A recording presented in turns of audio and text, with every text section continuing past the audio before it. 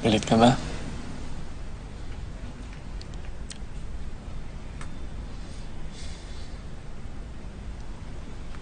Ikaw pa tong may ganang magalit. Bakit anong dapat kong maramdaman? Matuwa na dalawang taong mahalaga sa buhay ko nag-aaway?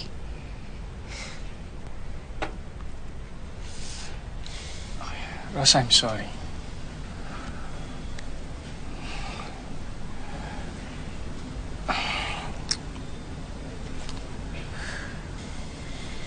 Rosa, I'm sorry. Hindi ko naman sinasadyang masaktan ka. Hindi ko rin sinasadya na mahirapan ka sa amin ni Baste. Pero nakakalalaki na siya eh. Di ba dapat ako yung kinakampihan mo dito? Mahal mo ako, di ba? Ako ang boyfriend mo.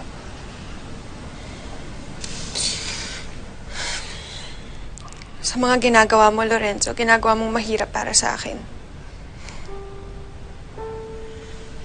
Ano ibig mo sabihin?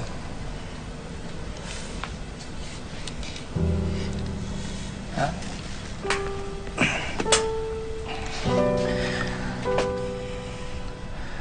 Tandaan mo, Rosa. Ako lang nagmamahal sa'yo na sobra-sobra.